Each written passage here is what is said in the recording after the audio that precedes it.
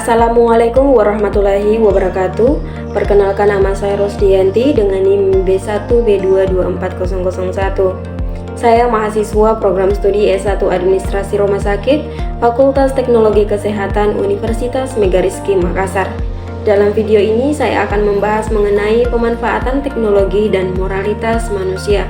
Materi ini merupakan bagian dari tugas final mata kuliah pengantar wawasan teknologi. Baik, yang pertama saya bahas yaitu mengenai definisi teknologi dan moral. Teknologi berasal dari bahasa Yunani tekne yang artinya keahlian dan logia yang artinya pengetahuan. Secara umum, teknologi adalah penerapan pengetahuan ilmiah untuk tujuan praktis atau efisien dalam kehidupan manusia untuk tujuan yang praktis. Sedangkan moral yaitu berasal dari kata Latin mos yang artinya tata cara. Moral berkaitan dengan ajaran tentang baik buruk yang diterima umum mengenai perbuatan, sikap, kewajiban, dan sebagainya. Kemudian ada beberapa dampak positif teknologi terhadap moralitas. Kemudian dampak positif teknologi terhadap moralitas. Yang pertama yaitu pendidikan formal, yang mana teknologi menyediakan platform edukasi seperti aplikasi, video, dan kursus daring untuk mengajarkan nilai-nilai moral itu sendiri. Kemudian itu pengawasan dan transparansi. Teknologi dapat meningkatkan transparansi, membantu mencegah korupsi dan perilaku tidak etis, contohnya blockchain. Selanjutnya itu meningkatkan empati realitas virtual, yang mana dapat membuat seseorang merasakan pengalaman orang lain, meningkatkan empati dan pemahaman dari apa yang ia tonton. Selanjutnya itu penguatan nilai, di mana penguatan nilai ini media sosial dapat menyebarkan pesan positif, kisah inspiratif, dan kampanye yang mempromosikan tindakan sosial. Selain dampak positif, ada juga beberapa dampak negatif teknologi terhadap moralitas. Yang pertama yaitu degradasi etika dan empati, yang mana interaksi virtual dapat mengurangi empati karena tidak ada kontak fisik atau emosi langsung, membuat kurang peka terhadap dampak ucapan atau tindakan mereka terhadap orang lain. Selanjutnya itu penyalahgunaan teknologi, yang mana teknologi sering digunakan untuk tindakan kriminal seperti penipuan, peretasan, dan pencurian identitas. Kemudian dampak negatif selanjutnya itu ketergantungan dan kehilangan kendali, yang mana ketergantungan di sini pada media sosial, game, atau hiburan daring dapat membuat seseorang kehilangan keseimbangan hidupnya. Nah, ini merupakan dampak teknologi terhadap moralitas remaja. Yang pertama yaitu akses informasi, kecanduan media sosial, dan interaksi sosial. Akses informasi di sini yaitu teknologi memberikan akses cepat dan luas yang dapat meningkatkan pengetahuan dan kesadaran moral, tetapi juga dapat mengekspos individu pada konten yang tidak sesuai atau berbahaya. Sedangkan untuk kecanduan media sosial sendiri, penggunaan teknologi dapat berlebihan dapat menyebabkan kecanduan yang berdampak pada perilaku sosial dan moral. Remaja yang terjebak dalam penggunaan gadget tanpa pengawasan dapat menunjukkan perilaku yang kurang baik. Sedangkan untuk interaksi sosial yaitu media sosial dan platform digital mengubah cara orang berinteraksi yang dapat memperkuat hubungan tetapi juga menyebarkan perilaku negatif seperti cyberbullying dan informasi yang salah.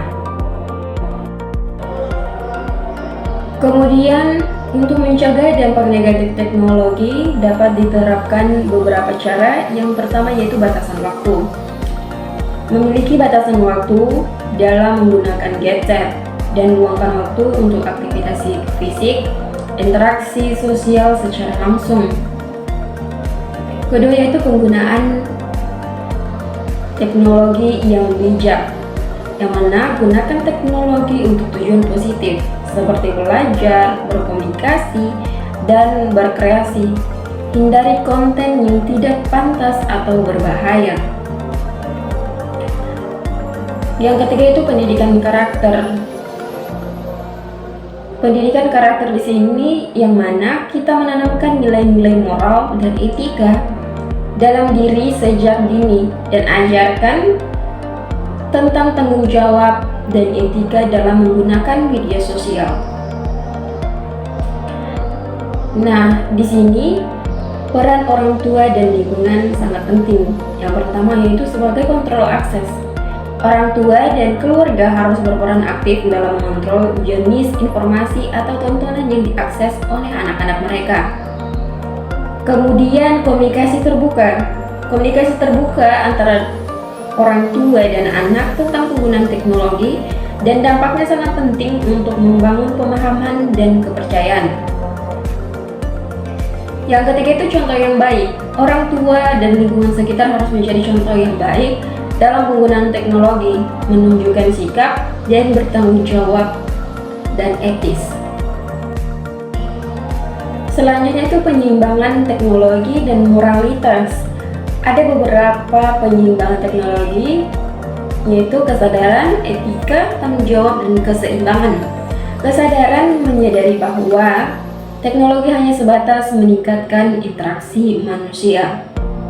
Kemudian untuk etika sendiri, mengembangkan etika dalam penggunaan teknologi, memahami dampak terhadap diri sendiri dan orang lain. Dan bertanggung jawab atas penggunaan teknologi, menghindari penyalahgunaan dan dampak negatif. Kemudian yang keempat yaitu keseimbangan, menyeimbangkan penggunaan teknologi dengan aktivitas lain yang bermanfaat seperti interaksi sosial, melakukan. Selanjutnya yaitu teknologi dan pengaruh terhadap nilai-nilai. Yang pertama, perubahan sosial yang signifikan, di mana tradisi keluarga atau komunitas seringkali tergeser oleh budaya global yang difasilitasi teknologi. Dan teknologi menciptakan jarak emosional karena interaksi manusia lebih banyak dilakukan secara virtual. Yang kedua, konflik antar generasi. Konflik antar generasi muda seringkali lebih cepat beradaptasi dengan teknologi, sementara generasi yang lebih tua berjuang untuk mengimbangi perubahan teknologi tersebut. Dan yang ketiga yaitu peran agama dan budaya. Peran agama dan budaya di sini yaitu sebagai pengingat nilai-nilai moral yang bisa menjadi panduan ketika menghadapi perubahan yang dibawa teknologi. Kemudian etika dalam teknologi. Yang pertama, prinsip-prinsip etika yaitu kejujuran. Kejujuran atau transparansi dalam pengembangan teknologi sangat penting agar tidak ada manipulasi atau eksploitasi. Dan kepentingan manusia yaitu teknologi harus dirancang untuk melayani kebutuhan manusia, bukan hanya kebutuhan atau keuntungan finansial semata.